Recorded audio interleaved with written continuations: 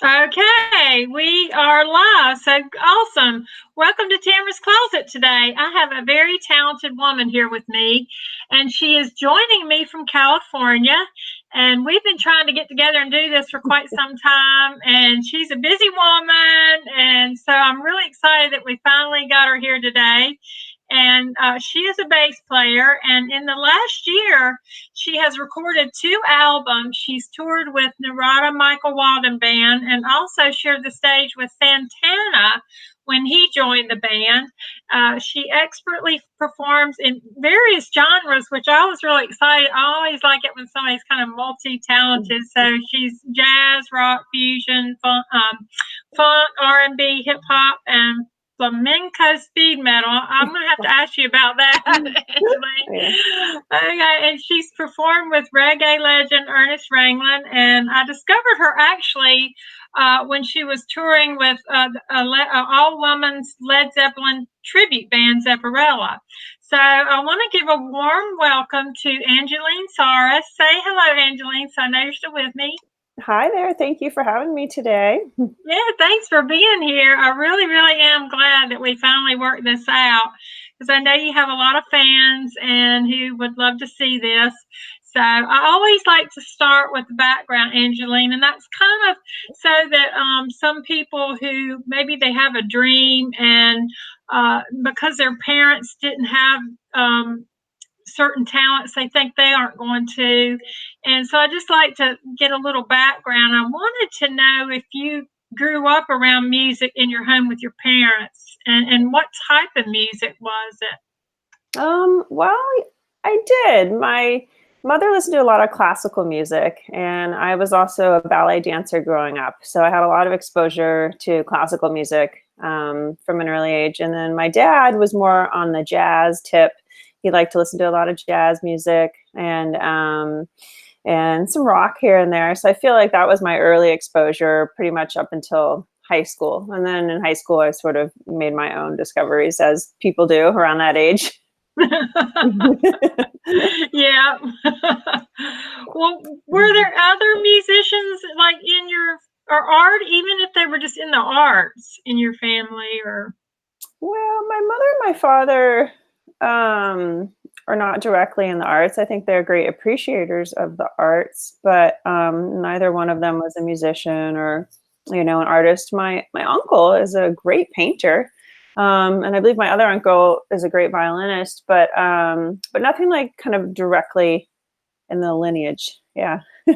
Yeah. Mhm. Do you like classical today or I still? Or? do. I wouldn't say it's like the primary thing I listen to, but I love all forms of music. I don't really discriminate, and I think as long as it's done well, that's sort of the, you know, what I look for. Right. Well, I don't know. What's your earliest memory or that you noticed you had a fascination with music? Uh, That's funny, actually. I've never told this story in an interview, so this will be a first. But my mother, I think I have an older sister. She's 9 to 10 years older than me, and my mother had gotten her a little Casio keyboard back in the day, and I remember my sister teaching me. I think it was Heart and Soul. I was like 5 or 4 or something like that. No, I don't know, maybe around 5, I suppose. And she was very patient to teach me, but then she was kind of starting to lose her patience. She said, "Okay, I'm going to go take out the trash," because that was her chore. She said, "When I come back, if you don't have it, I'm not teaching you anything else." And so I remember it was like, a 2-minute thing for her to go out on the driveway and take it out and come back. And I was like sitting there meticulously practicing this, trying to get it perfect. And I got it, but it was, I remember my first kind of memory of being like, wanting to learn, number one, and two, wanting to get it right. Yeah, yeah. Well, it's interesting how people remember their first. I just remember my mom's. She had a 45 of Great Balls of Fire, and that's why I wanted to ask you that because that's my earliest memory, I think, of music. So, yeah. Oh, I love that. That's a that's a good 45 to have a good memory from. Yeah. I know. So, but you seem to be passionate about a lot of different genres. And do do you have one that you lean more towards, or?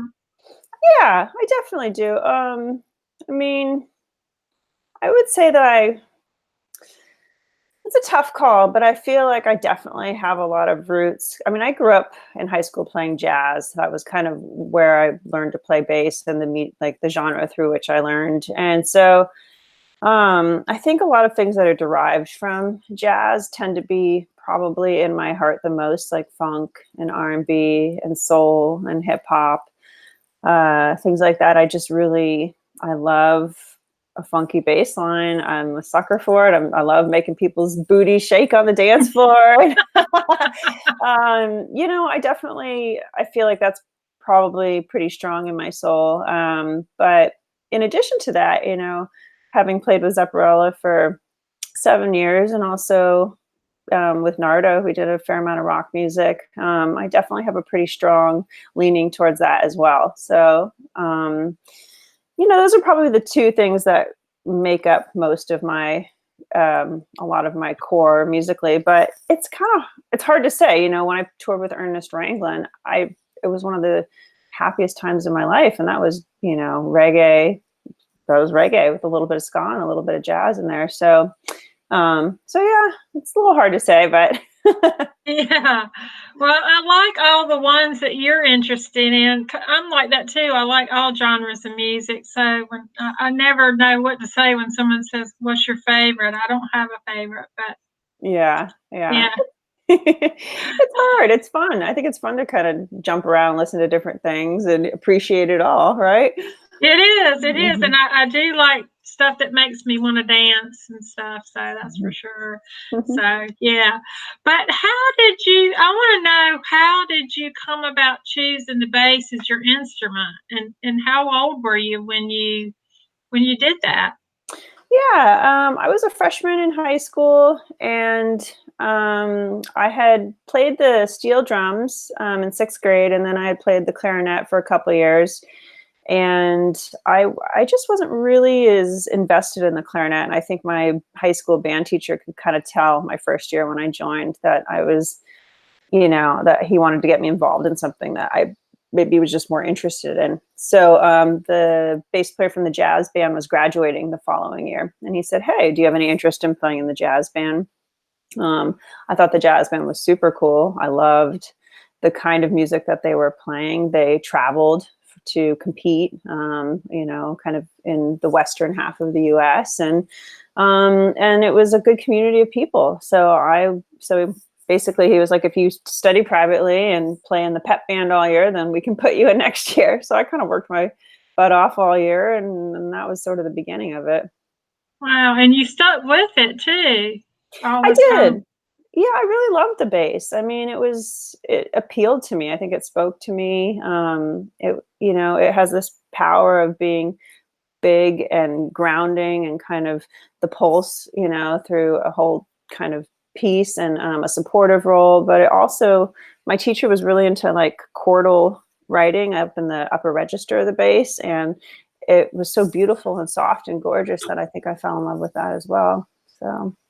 Yeah.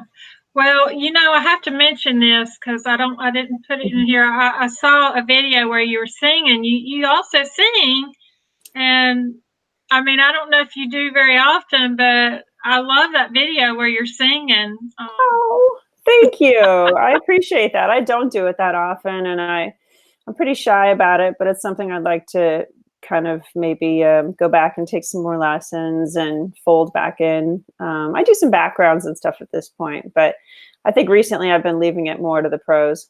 Yeah, but you should, because I just love that video, and I was going, wow, she can sing too. She really should do more of this. So I don't Oh, know. I thank you. liked it. So I appreciate the encouragement. I'll take it.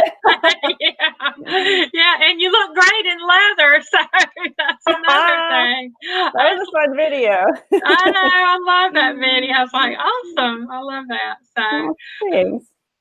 So I'm always curious as to where a musician is most comfortable, or what's you're most passionate about, as far as, like, when do you enjoy more being at, like, working in the studio, recording, and that type of part of your career, or do you like the live performances better? Or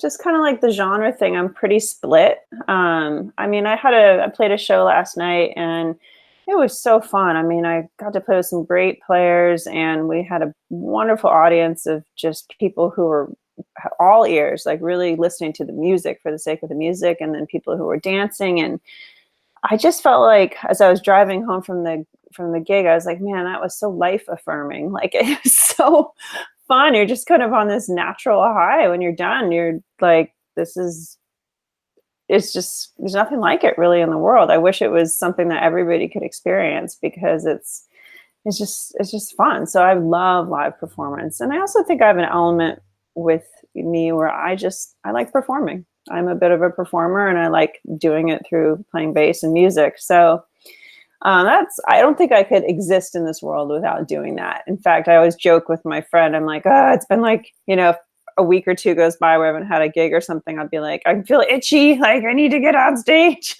I feel sort of like, unfulfilled. So I definitely say that probably takes priority. But all that being said, I love being in the studio, because there's a certain care and attention to detail and to crafting a bass line that you don't really get as much in a live setting. In the studio, I can take, someone's song and I can offer them 3 different versions of a bass line that can completely alter kind of the feel and the vibe of the song. So it's really interesting to get to be a creator and to get to pay so much attention to just finite amounts of detail. Right. I would think that I would like all of that. I think I'm kind of like that in photography. Sometimes I like to be outdoors. Sometimes I like to be in the studio. So yeah, it's just, I think as an artist, you like a mix, I guess. But tell me about this cover. Bass Musician Magazine is a great, they're just a great digital publication, and I've known them for a while, and they surprised me, actually. I didn't know, but they put me on the cover. I think that was May of this year. And the interview, the one that's listed there, one-on-one, was an interview with Jonathan Moody. He is a bass player too, and we've known each other through GHS Strings for quite a while now. And we did a kind of a cross interview of each other for that particular article, for that cover, where I got to review his album and he reviewed my album, which was the Angelines Tight Lips album. And it was neat. It was a great idea. I loved kind of getting to ask each other, about techniques and the recording process and all that. So it was fun. Oh, that was great. Now, did you enjoy the photo shoot? Well, actually, that's interesting. I did. I love that photo shoot. That was a shoot I had done on my own, because I needed, being in this industry, you have to have kind of current, up-to-date press photos. And I was ready for a few. I knew I had some stuff coming up with Warwick and with some interviews, and I'm also currently working to update my website. It's a lot to balance when you're an artist, all those hats you have to wear. And so anyway, I had done this shoot and had a series of pictures and sent a handful of them in for this interview, and they chose that one, and then they stuck it on the cover. Thank you for blowing it up. It's cool to see it back there. I know. I love it. I know. It's cool. I like it. But you brought up your album. So I know you've got a new single, Love Letter. Is that right? And yeah. And 2 albums you did, I guess, in the past year, right? Is that, or is that, it's in your bio, so it might be a little. Yeah, there are a couple things in that bio that's from the website. I'm working on updating it right now. So some of those things are current and some of those things are from a few years back. Okay. Like playing with Santana was from a few years back, and but Ernest is, recent. But yeah, with Angelines, it's a collaborative project with the drummer named Lex Razon, and we work with a bunch of musicians from the Bay Area. And we did an album. We released an album called Tight Lips about a year ago, and then this year, because an album is such a process, and it's a lot of energy and work. So this year we just decided to do a single to keep the creative juices flowing, and that is Love Letter. Yeah, I like the title, and I was curious, when you're doing something like that, what is the inspiration behind the music and then the title? Is it something you collaborate on, or tell me, because I've never written music. I don't know how that works. It's funny. This really brings it full circle, the fact that you asked this. So the person, Jonathan Moody, who I did that interview with from the poster behind you, he mentions in that interview, actually, he said, well, your album, the full-length album, he says, it seems like a love letter to California. And I was like, yeah, it kind of is, because it really is. It's an ode to like the lifestyle here, to the state of mind, to the kind of diversity within California. And, those are things that Lex and I just both love. There's just a feeling here of, surf skate culture, of nature, of, just San Francisco and LA and the Redwoods and all this. And so anyway, John Moody, who interviewed me for that, really picked up on that. And he said, hey, this feels like a love letter to California. And in my mind, it was like, when he said that, there were little fireworks going off. And I went back and I talked to Lex, I think a week or two later, and I was telling him about this. And I said, oh, Jonathan said this thing here. And he was like, oh, I love that. And then Lex and I have this great synergy for creating. And all of a sudden, I think I have my upright here, which I leave out all the time for just like musical inspiration and creativity. I just got up and started busting this bass line, and he was like tapping, some drum beat here, and then we started singing something, and that was, we had the hook to begin with, the chorus and the bass line and the drums. And so then we got together and kind of worked out format, and then sent it off to our MCs who, sang and rapped on it. So yeah. So I think that's so fascinating. I just can't even imagine how to write a piece of music. Well, it's funny. They say it's like there's this pipe, and it just comes down through the pipe, and you just have to be open. It's like you hear something and you're like, oh, like I heard something last night. I had this thought when I was just sitting there, and I immediately emailed it to myself, so when I get home and have some time, later this weekend, I can write it down. But it was like a lyric that came to me, and all of a sudden I was like, oh, I better just write it down. So that's my process. I imagine everybody's is different. Yeah, I always wondered if the words came first or if a melody came first. That's always curious about that, and I guess it is different with everything. Yeah, it is with like a lot of the tracks off the Tight Lips album. Like there's one called Top Down, which is this kind of slapping funk bass line. And that one, I remember waking up one morning, coming out, and I just sat on the couch and started playing it. Like it just came out all in one piece one day. It's like, wow, okay, well, there we go. So anyway. Oh, that's cool. But you've performed with so many great musicians, and I wanted to know, and I know I'm saying his name because you pronounced it a minute ago, Narada. Is it Narda? I said it wrong. Did I pronounce his name wrong? I don't remember how you said it, but I think a lot of people call him Narda, and I've heard people call him Narada, but I think I call him Narda. Narda, okay. Yeah. How did you get to? Because it sounded like in your bio that he quoted something on there, and that he met you when he was 16, unless I read that wrong. But no. I mean, when you were 16. Yeah, you actually read that right. It's funny. So Narda lives up here in Marin County, and just kind of off the other side of San Francisco, of the Golden Gate Bridge, the other side of the bridge. And I grew up here, and like I told you earlier, I played in the jazz band. And Narda has always been very active in the community and youth around here, having people perform and contributing to youth and arts. And so my high school jazz band played at his house when I was 16. We performed there, and he kind of, I think, mentored us for a day or something. And so he met me at that time, and he says he remembers me. I remember being at his house and being kind of blown away because there were all these like gold records of Whitney Houston and Mariah Carey and Sting, and there was just like, I mean, going down the hallways, it was like, wow, you're really in the company of greatness right now. I remember thinking that. But that was my first meeting with him, and then it wasn't until years later when he had gotten off tour with Jeff Beck and he wanted to do his own project, and he was looking for a bass player in the area, and one of our mutual friends, Vernon Ice Black, had recommended me, and so that was our reconnection. Yeah.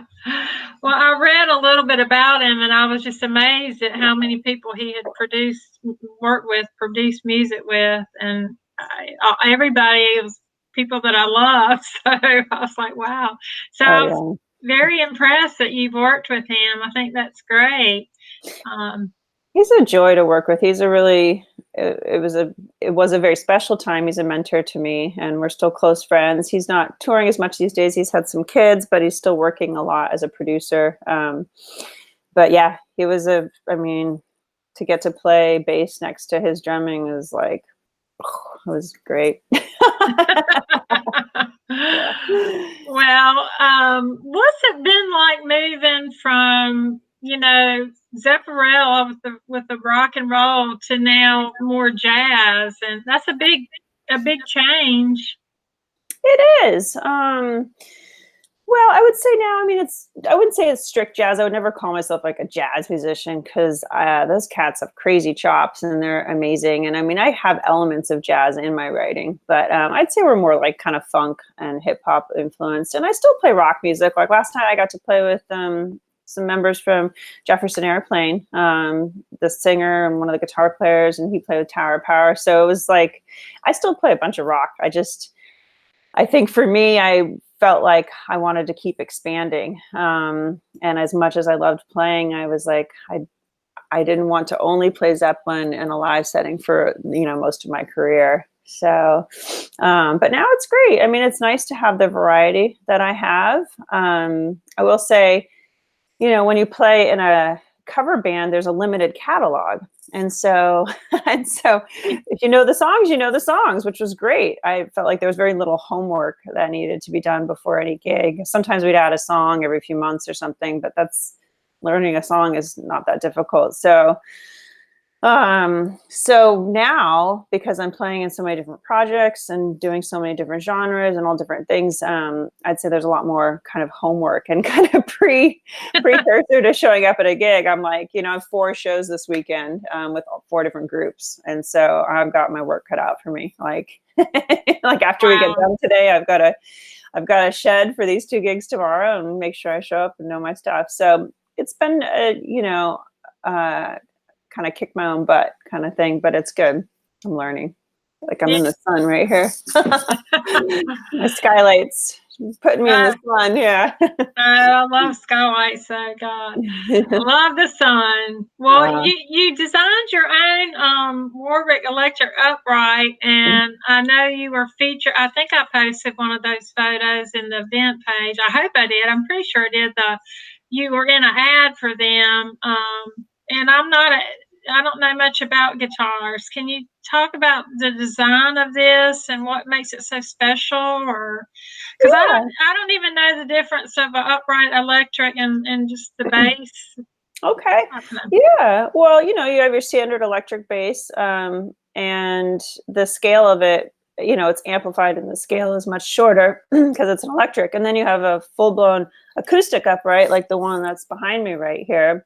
And as you can tell, the scale length is much longer, and also there's no frets on this, so intonation can be more challenging. It also lends itself to a certain kind of sound.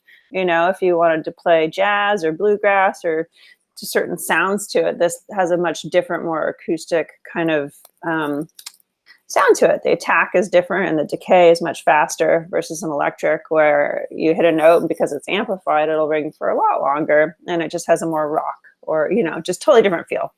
So when, actually with Narda and with Ernest Ranglin, I played a lot of upright, and I needed a a new one. The one I was having wasn't really, the one I had wasn't really cutting it. And so I had taught at the Warwick Base Camp for a couple years and been a guest there, and started working with them to develop an electric upright, which they've been making them, I think, for over 60 years, but to develop one that was sort of custom to me.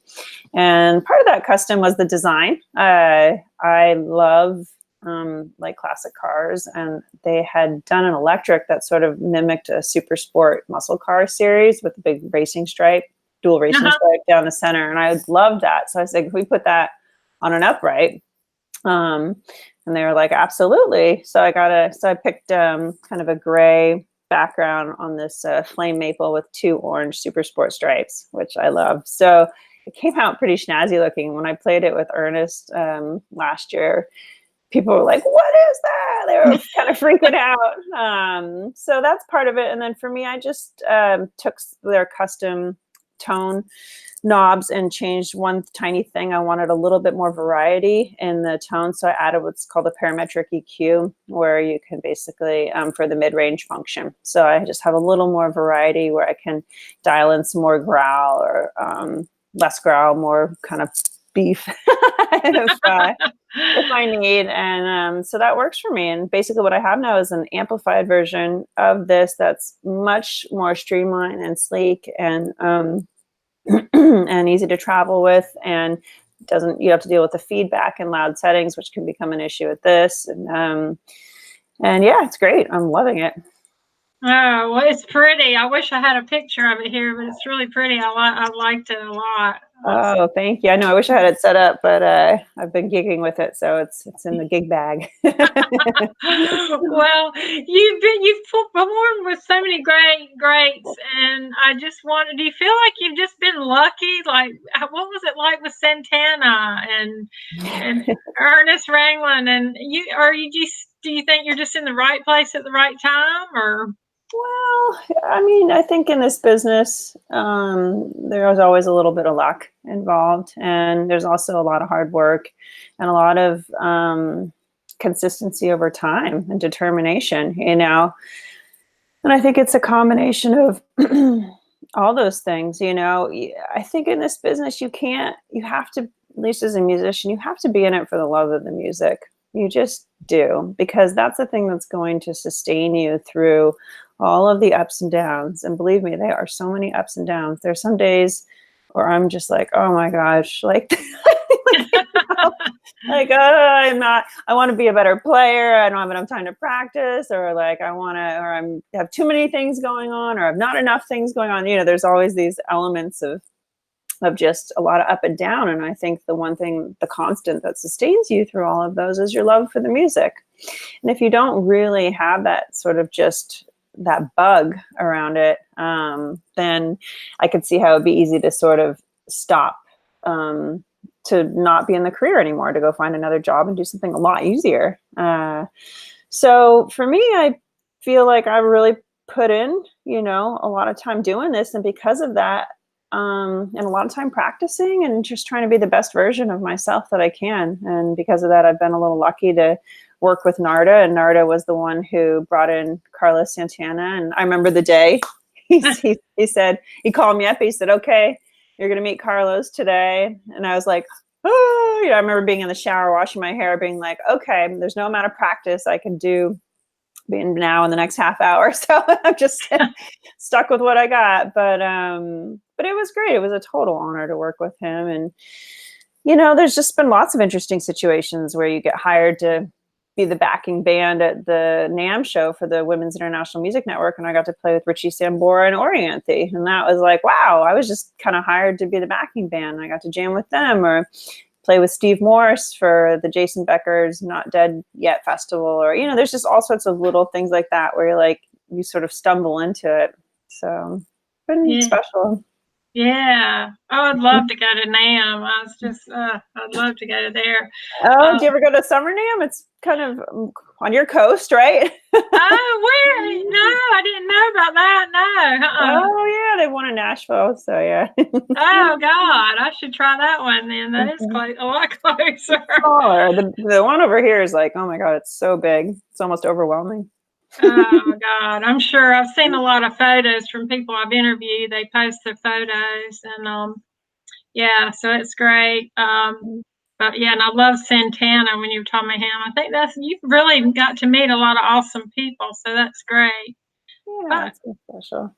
yeah, but Nuno Betancourt posted recently and said the same thing you did. You've got to do it for the, and actually he was referring to any dream. You got to do it for the passion and not the money, and because the money will come, but if you don't have that passion, like you said, you need to find something else to do because it is a lot. There are a lot of ups and downs. So Oh yeah, absolutely. I mean, anybody who does music for the money is fooling themselves, because talk about 1% of luck. It's like, yeah, there's some people that get some great tours, but it's a lot of it's work too. So oh yeah, it is. I know it is. yeah. But I was curious. It seems today there's just more and more female guitarists and musicians gaining recognition. And what was it when you were getting started? Was that ever an issue being female or?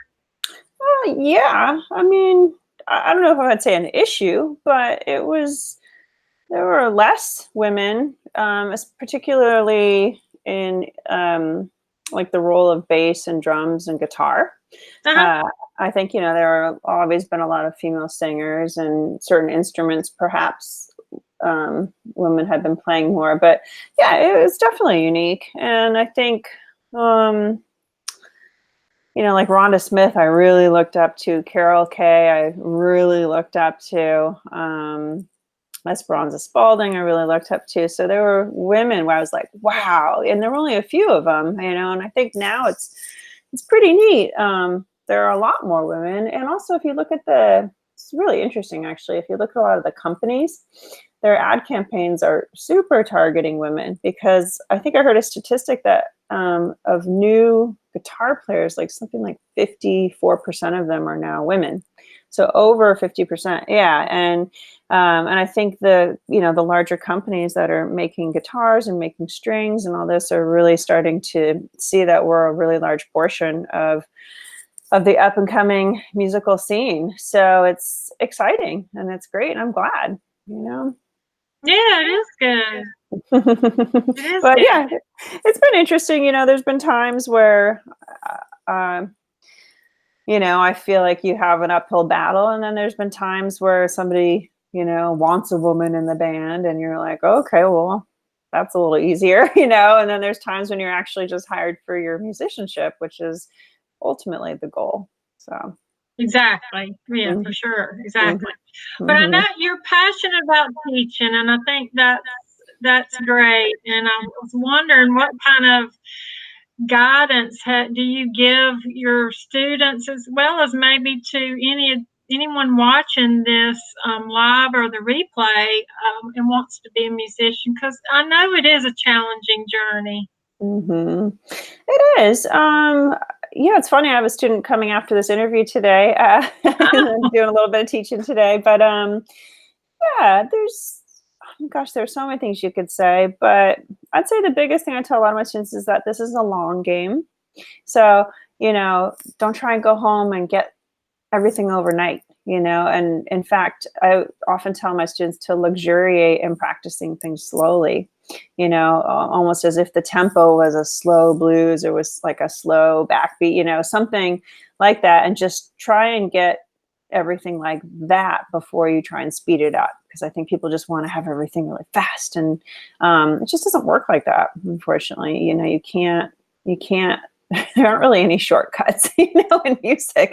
You just have to practice. And so that being said, it's a long game, but also it's about consistency over time. So if you have a good practice schedule, even if it's something as simple as picking up your instrument for 15 minutes to a half hour a day, that over time, I think is better than picking up your instrument for an hour every 2 weeks.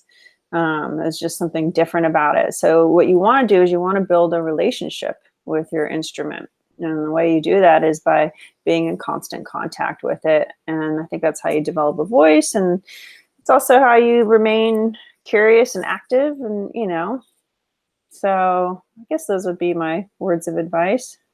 Oh, that is good advice, though. It is. And you said you have mentored with Narda, and you still do. Is is that something you recommend to people getting started as well, or? Oh, absolutely. If you can find somebody in your immediate neighborhood who you admire and who I think is a positive role model, because there are some teachers out there who I think a teacher can really crush your whole spirit too if they say the wrong thing. I've had similar experiences with that, so I think it's important to find somebody who's really positive and somebody who's kind of elevated. They understand the power of music. They understand the process that it takes to be what you want to be. And with Narda, he's so positive, and he would always tell me after a show, sometimes I'd be really hard on myself, and I'd be like, oh, I don't know, I missed this one note or blah, blah, blah. And he would be like, you don't know what, you just offer it to the audience. You offer it, to the universe. And you let the universe sort of decide what your contribution was that night. He's like, you don't know, somebody could have come in and somebody could have died in their family and they could have seen you play and you could have uplifted them their whole night and changed their whole course of their life for a night, or you could have, or maybe you thought you played great and you're like, oh, I crushed it all night, but maybe you didn't. Maybe, it's not really, I think for him, he's just kind of like, get out of your own way and just like put your best foot forward and offer what you can. And then, and then that's it, move on. So it was a powerful message from him. Oh, that is a great message. That is great. I'm glad you have him. Not everybody has a mentor, and I think it's important. I totally agree. Yeah. Yeah, I do. But what keeps you, sort of already answered this, I think I know the answer. What keeps you moving forward when you have hit those bumps in the road? Oh, that's a good question.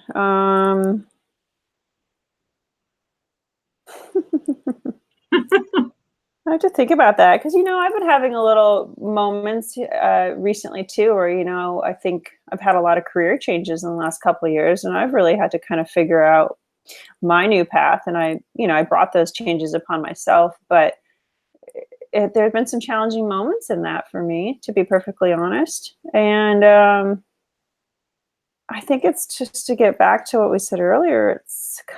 It's just the love for the music. It's like and also I'm an artist, I think, at some point, whether I want to be or not. There's just parts of me where I can't help it, even if I wanted to. And I don't know if I'd want to crush that spirit inside of me or try and quash it down. And I don't know if I could. So I think I definitely have days, or moments where I get down and bummed out. And during those moments, I just try and take the time I need. Usually it's going out in nature or just getting some perspective and being really nice to myself. Having compassion for the fact that we all have ups and downs and we all feel sometimes like we're not where we want to be. And then digging really, really deep. And what I kind of call it, I took a walk the other day and I was like, I really have to harvest, not to be cheesy, but my warrior spirit. I have to be like a warrior on some level, and not be like, oh, poor me, let me get out my violin, but be like, no, like I'm going to get this and I'm going to do the best I can. And I'm going to really stay organized and stay on it. And just keep on keeping on. And sometimes you just have to, I'm like, I'm going to work out and I'm going to like all these things that help keep me positive, but just something that makes me feel like I'm just trying to be the best version of myself. And yeah, so. Oh, that's great. I mean, I'm glad to hear you walk in nature. That's kind of my thing when I have my pity parties. So, Yeah, I see all these beautiful pictures of you and your fields with horses. I'm like, how lovely is that? Well, it's just everybody goes through that. So I appreciate your honesty with that. For anybody to think they aren't going to have bumps is, that's just not going to happen. So yeah, exactly. Yeah, you have to stay. You do have to pull out your warrior. But I just have a couple more questions. Other than filthy, what's been your greatest compliment? I love that Yeah. one. I forgot where I saw that. Maybe it was on your bio. I don't know, but It might be in my bio. Yeah, I remember being on stage and someone slid across a sheet of paper on the stage that said "filthy" or "you're filthy" or something like that, and I was like, "Oh, I love that. That's great." I love it too. Oh man, that might still take the cake. I don't know if I have anything offhand that beats that. Okay, well that one's good. I understand that. I mean, I think that's great. As a bass player for me, it's like I don't want to be just accurate and like, okay, play the parts good, but I want to have a little bit of like, a little bit of Yeah. dirt mixed in there. No, I love it. When I read that, I was like, oh, that's awesome. But what has been one of your most memorable live performances as of today, if you have one? And then is there a dream place that you would like to perform or a dream band you'd like to perform with that you haven't yet? Let's see here. Most memorable performance. I could say probably two different things. I'd say one was maybe less than a performance, was a trip. When I toured with Narda, we went to Japan right after I joined his band. He kind of auditioned me. We started rehearsals for a week, and then we got on a plane to Japan, which was sort of surreal. Yeah. Like, I can't believe I'm playing Blue Note Tokyo with like Narada Michael Walden. This is amazing. And the people in Japan are so kind and so sweet, and they bring you gifts, and they're so appreciative of the music. So I feel like that whole tour with him was sort of like, it was a high point for me in my career, in my life, and it just really felt sort of magical and unreal, like in a really good way. Yeah. So that was pretty special. And I'd say probably a couple of shows with Ernest Ranglin. We played like the High Sierra Music Festival, which is here in California, but it's quite a large festival. And on the last performance, they gave him the key to the city, which is really amazing because he's in his 80s, mid 80s now. And, he has such a great history, and to see him presented with that and honored like that, and to play for a big festival size audience was just pretty special. It's hard to sum it up. There's so many great performances, but those are the ones that stand out, I'd say. What do you have a dream place or a dream band? I don't know, or any dream in the music business that. It's funny. I'm definitely kind of asking myself those same questions right now. Like, what is the next dream for me? Because I think what used to be my dream is maybe shifting a little bit. Like when I was in my 20s and stuff, my dream was to tour with a big band and tour all around the world. And I'm definitely not opposed to that. And there are certain groups where I think I might be a good fit, something that has kind of a rock R&B element to it, or even just a straight rock band. And I'm open to a lot of different things. But I think it would have to be on a level where we were really touring, the world, because I have a really nice situation here where I live, where I play a lot of,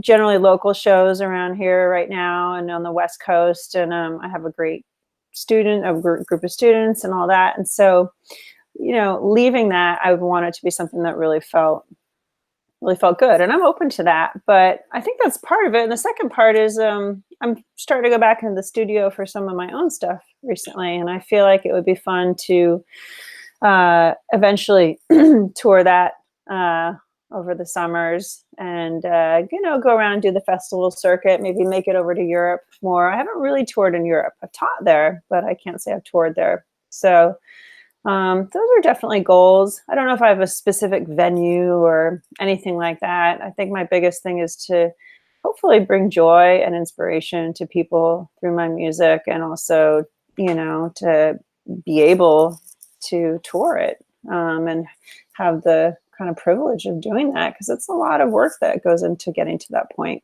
where you can do that, especially for your own project. So. Right. Well, I'm glad you are doing branching out and doing a lot of your own stuff too. Though I think that's important.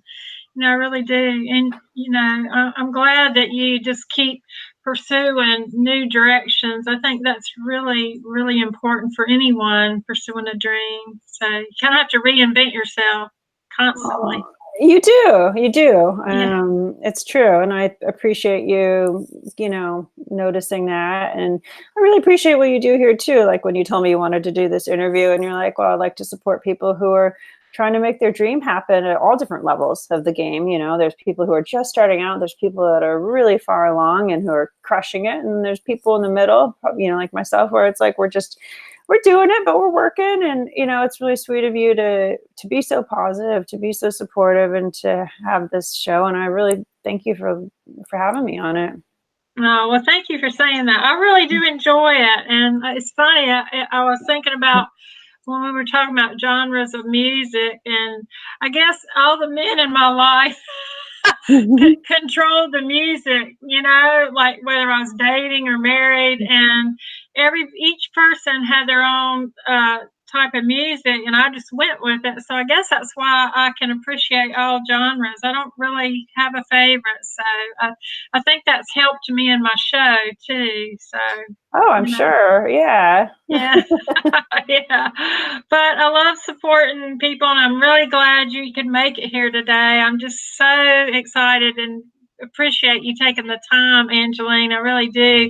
Is there anything you want to mention that we didn't, or announce that we didn't touch, go over? Or I think that was pretty thorough. I think we got everything. We got the new single Love Letter, and we've got the new album. And let's see, I think, I guess I could just say that I play a variety of shows every week, and I usually am pretty good about posting them on social media, although sometimes I take breaks. So yeah, if anybody, feel free to just keep supporting and stay tuned. And I have a website and a mailing list and all that, all the good stuff. So that's all. yeah, well, that's great. I want you to stay in touch too, but I want to say goodbye to the viewers, so don't hang up.